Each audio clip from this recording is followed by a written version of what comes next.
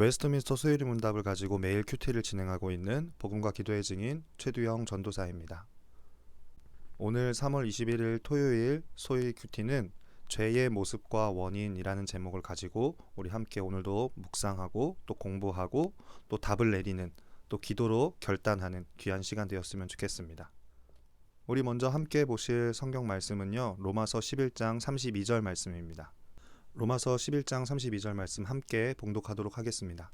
하나님이 모든 사람을 순종하지 아니하는 가운데 가두어 두심은 모든 사람에게 긍휼을 베풀려 하심이로다. 아멘. 어제부터 우리가 질문하고 있는 웨스트민스터 소요리 문답 제15문, 우리 시조가 창조받은 지위에서 타락하게 된 죄는 무엇입니까? 하는 질문에 오늘도 우리가 함께 묵상하기를 원합니다. 하나님은 사람을 지식과 의와 거룩함으로 아주 멋지게 창조하셨습니다. 그런데 어떻게 사람 속에 죄로 향하는 마음이 생겨서 사람이 사탄의 말을 듣고 하나님이 금하신 나무 열매를 먹게 되었을까요? 본질상 진노의 자녀인 우리는 완전한 모습으로 창조된 아담과 하와를 이해하기가 어렵습니다.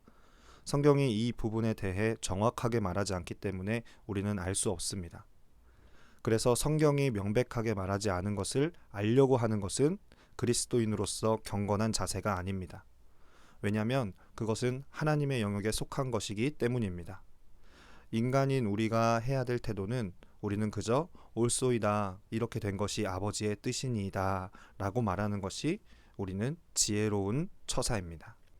성경은 아담과 하와의 죄가 무엇인지 분명하게 보여줍니다. 한 나무의 열매를 먹는 것과 먹지 않는 것은 도덕적으로 선하지도 악하지도 않습니다. 하나님이 그 열매를 먹지 말라고 하신 명령의 핵심적인 뜻은 두 가지인데요. 첫 번째는 아담과 하와가 하나님을 창조주로 인정하고 신뢰하면서 하나님께 충성된 삶을 사는지를 시험하신 것이고요.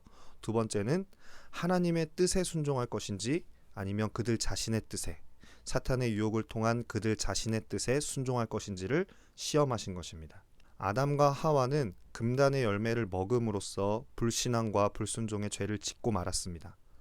창조물과 피조물의 관계에서 가장 중요한 신뢰와 순종을 버리고 불신과 불순종을 택한 것이 그들의 죄의 실제 모습입니다. 어제에 이어서 그러면 우리 오늘 또 웨스트민스터 소요리 문답 제15분의 질문에 대한 답을 우리가 또 묵상해보고 또 내릴 수 있습니다. 우리 시조가 창조받은 지위에서 타락하게 된 죄는 무엇입니까? 하는 질문에 우리는 우리 시조가 창조받은 지위에서 타락하게 된 죄는 금하신 열매를 먹은 것입니다 하고 우리는 이 질문에 답을 내릴 수 있을 것입니다. 그러면 오늘도 우리가 함께 묵상한 이 글을 가지고 두 가지 질문을 한번 살펴볼 텐데요. 첫 번째 질문은요, 완전한 피조물인 사람에게 어떻게 죄가 들어오게 되었을까요? 라는 질문입니다. 오늘 묵상한 내용대로 이 질문에 답을 내리자면 그 답은 우리는 잘 알 수 없습니다 라고 말하는 것이 옳습니다. 완전한 피조물이었던 사람에게 어떻게 해서 죄가 들어올 수 있었는가?